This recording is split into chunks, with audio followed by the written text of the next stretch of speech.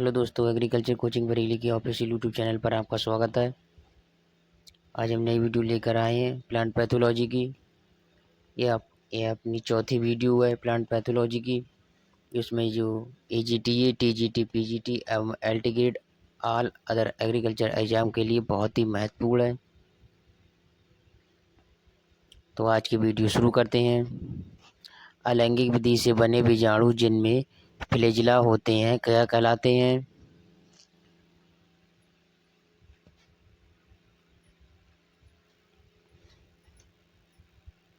ये चल बीजाणु कहलाते हैं।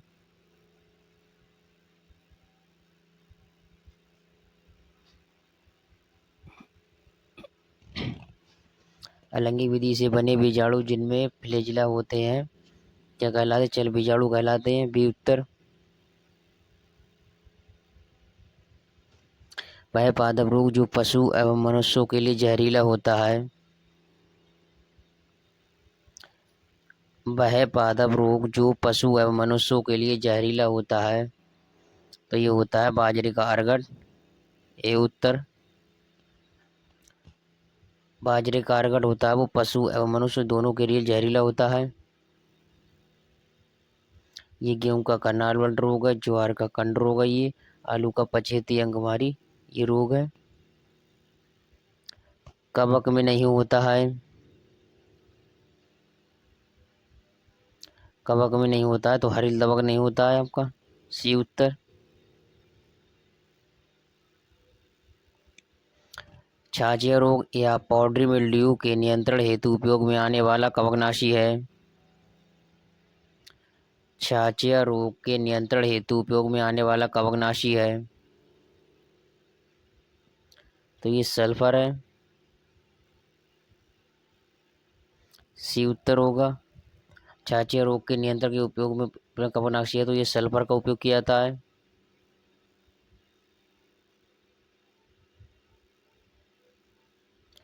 भूमि जनित रोगों के जैविक नियंत्रण हेतु उपयोग में आने वाला कवक है।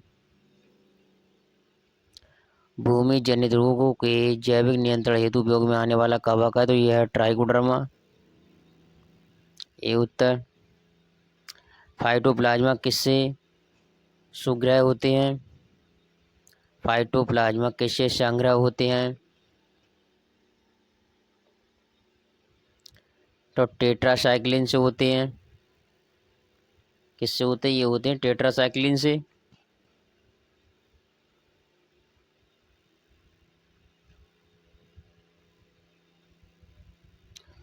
प्लांट डिजीज मैनेजमेंट नामक किताब के लेखक हैं, तो RS सिंह हैं। प्लांट डिजीज मैनेजमेंट नामक किताब के लेखक है, तो ये RS सिंह हैं। बी उत्तर इसका। कवकनाशी समूह जिसके प्रयोग पर अब रोक लगा दी गई है।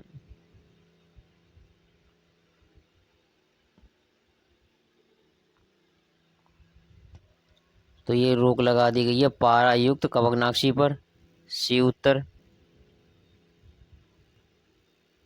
ब्लाइटोक्स 50 में सक्रिय तत्व है। ब्लाइटोक्स 50 में सक्रिय तत्व है, तो कौन सा तत्व है? Copper oxychloride. ए उत्तर। डाउनियो मिल्ड्यू रोग की रोकथाम में प्रयुक्त होने वाला कवकनाशी है, तो ये मेटालॉक्सिल। सी उत्तर। डाउनियो मिल्ड्यू रोग की रोकथाम में प्रयुक्त होने वाला कवकनाशी है, तो मेटालैक्सिल होता है। गर्मी में गहरी जुताई किसके प्रबंध के लिए की जाती है? गर्मी में गहरी जुताई किसके प्रबंध के लिए की जाती है? ये की जाती है भूमि जनित रोगों के लिए। इससे भूमि की जुताई अच्छी की जा सके एवं और जो भूमि में रोग है वो खत्म किए जा सके धूप के माध्यम से, और जो कीड़े मकोड़े होते हैं वो ऊपर आ जाएं और नष्ट हो जाएं। जैसे एग्जाम्पल दीमक।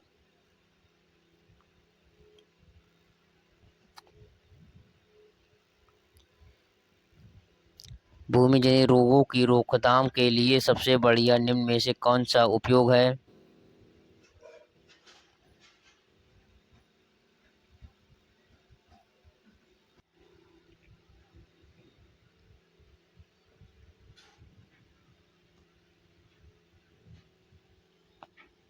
तो यह सिस्टोमेटिक कवकनाशी। डी उत्तर। 100 ppm घोल बनाने के लिए प्रति जैविक और पानी की आवश्यकता मात्रा होती है।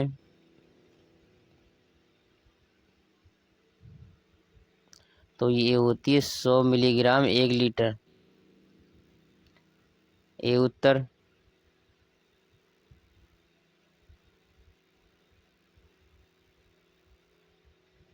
रेशम कीट में पैब्रीन नामक बीमारी किसके द्वारा होती है?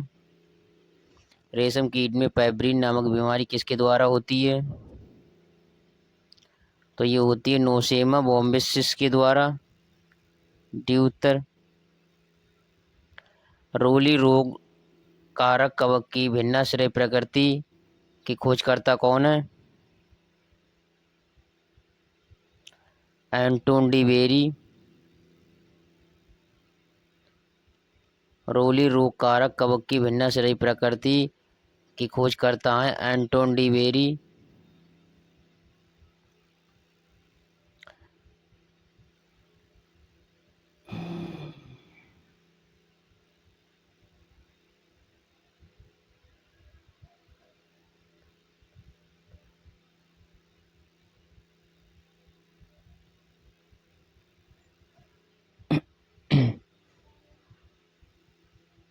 निम्न में से कौन सा पादप रोग अजैविक कारक से होता है? निम्न में से कौन सा पादप रोग अजैविक कारण से होता है? तो आलू का हृदय कृषण। ए उत्तर। आलू का हृदय कृषण होता है वो रोग भंडार में ऑक्सीजन की कमी से होता है। जब आलू का भंडारण किया था ऑक्सीजन कमी से होता है। निम्न में से किस फसल में रोग लगने से 1943 में बंगाल में अकाल पड़ा था?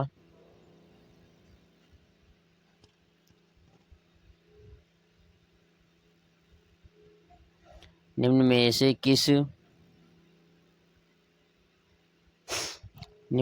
किस फसल में रोग लगने से 1943 में बंगाल में अकाल पड़ा?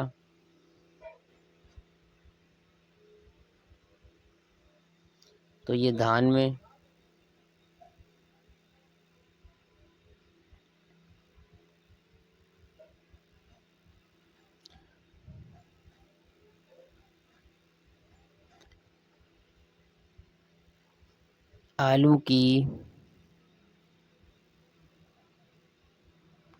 आलू के पछेती झुलसा रोग का कारक है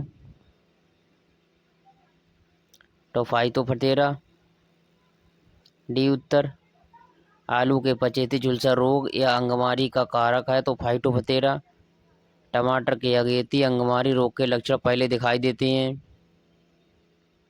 तो ये दिखाई देते हैं पुरानी पत्तियों पर। टमाटर के जो अगेती अंगमारी रोग के लक्षण होते हैं सबसे पहले दिखाई देते हैं पुरानी पत्तियों पर। बीजेज ब्रूम का बनना एक विशिष्ट लक्षण है तो आम का कुरचन रोग। ए उत्तर। बीजेज ब्रूम का बनने विशिष्ट लक्षण है तो आम के कुरचना रोग से।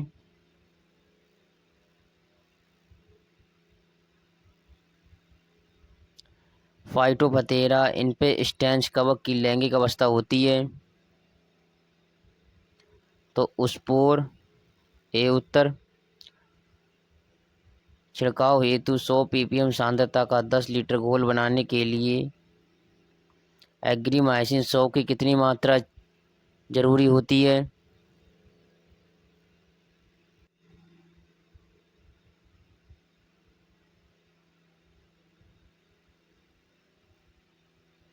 तो ये जरूरी होती है 1 ग्राम। सी उत्तर। निम्न में से कौन से रोगों के नियंत्रण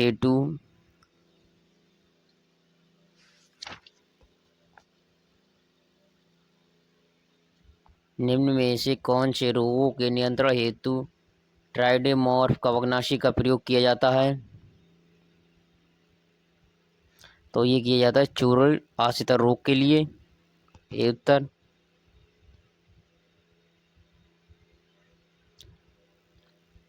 किस रोग का रोग कारक कवक पौधों के संकरित भाग पर असरबुली बनाता है?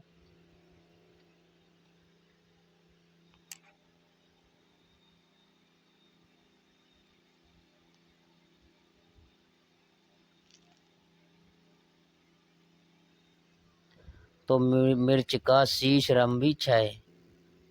ए उत्तर।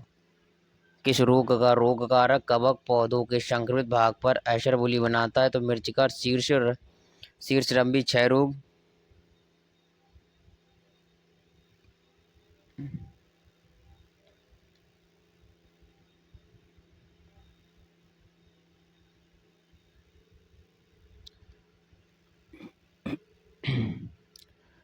कवक पायरिकुलेरिया ग्रेसिया किस रोग का कारक है? तो धान का ब्लास्ट रोग का कारक है, बी उत्तर। कवक पायरिकुलेरिया ग्रेसिया किस रोग का कारक है? धान का ब्लास्ट रोग का। निम्नलिखित रोगों में से क्रेसेक अवस्था किस रोग में होती है? तो धान का जीवाणु अंगमारी रोग में होती है, डी उत्तर। गेहूं के किट में पीले स्पॉट रेखीय पंक्तिबद्ध रूप में बनते हैं, तो भूरे किट में, बी उत्तर होगा इसका। गेहूं के किट में पीले स्पॉट रेखीय पंक्तिबद्ध रूप में बनते हैं, तो भूरे किट में बनते हैं।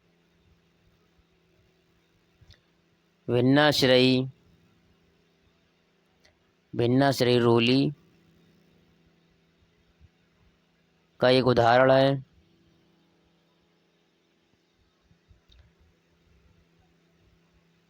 तो गेहूं का काला किट का एक उदाहरण है। ग्लूमेरेला टूकुमेंसिस निम्न में से किसकी पूर्ण अवस्था है? तो ये कोलोट्राइकम फाल्केटम, सी उत्तर। मूंग बीन येलो मोजेक वायरस फैलता है, तो ये सफ़ेद मक्खी के द्वारा फैलता है। मूंग बीन येलो मोजेक वायरस फैलता है, तो सफ़ेद मक्खी के द्वारा फैलता है।